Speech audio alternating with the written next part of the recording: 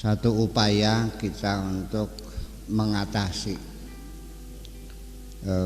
penderitaan di hati kita ketika menghadapi suatu musibah. Apakah itu kebakaran rumah, apa itu sawahnya dimakan kelowor, atau juga dagangannya bangkrut, atau juga mobilnya tabrakan dan sebagainya, yang disebut dengan musibah, bencana. Coba bandingkan kenikmatan yang Allah berikan kepada kamu berapa, kemudian musibah yang kamu alami berapa. Pasti jawabannya pasti, bukan mungkin tapi pasti ya, kita masih banyak keuntungan.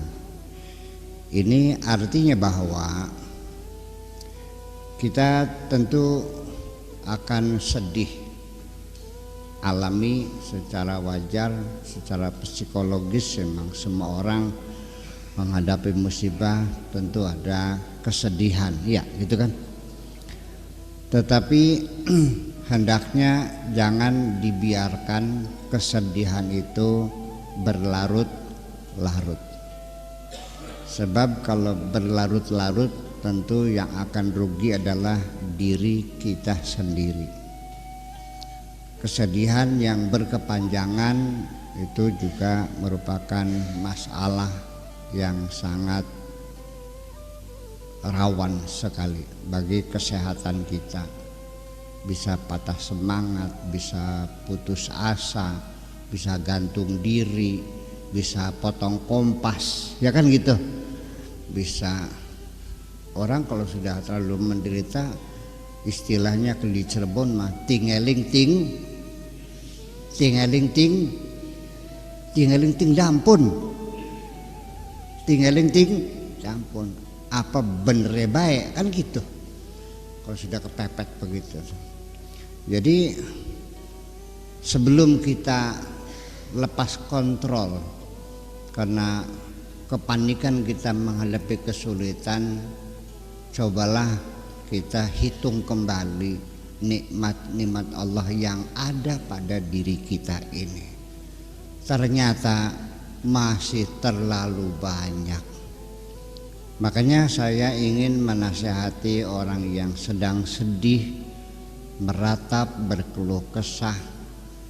Akan saya katakan bahwa sudahlah, hapuslah kesedihan itu, sembunyikan saja air matamu, ya, tidak usah bersedih hati karena masih terlalu banyak nikmat Allah yang patut kita syukuri. Betul nggak? Artinya satu musibah itu hanya sebagian kecil. Kita belum kehilangan segala-galanya. Mobil ya tabrakan, mata kamu masih utuh nggak? Tangannya masih utuh kan? Kaki masih utuh kan? Rumah masih ada kan? Sawah masih ada kan? Motor masih ada kan? Sok hitung semuanya. Yang hilang itu sebagian kecil. Kenapa kehilangan sebagian kecil? Akhirnya menghilangkan rasa syukur kita kepada Allah atas nikmat-nikmat yang masih berlimpah ruah. Saya kira itu satu metode kita untuk mengatasi rasa sedih di hati kita. Ya, cobalah kita jangan sampai larut dalam kesedihan meratapi sesuatu yang sudah hilang. Ya sudahlah, ikhlaskan saja, toh nikmat Allah masih ada. Begitu melihat sawah ternyata gagal panen karena kelowor, katakan masih ada kesempatan bagi saya untuk menanam padi lagi. Barangkali yang akan datang akan hasilnya panennya lebih bagus. Ya kan begitu. Begitu ada anak meninggal, bikin lagi. Gimana? Kan termasih nom je, ya kan? Iya, nggak usah ditangis, ya udah ikhlaskan saja. Itu cara yang paling efektif. Jadi artinya untuk menghilangkan penderitaan itu jangan melarikan diri. Sekarang ini banyak orang melarikan diri dari penderitaan. Kemana larinya? Ke diskotek, ke night club, ke minuman keras, ke narkoba. Memang kesedihan kita, kepanikan kita, minum ekstasi, ya kan gitu, sabu-sabu, ya tripping, ya flying, hilang semuanya. Apa yang terjadi?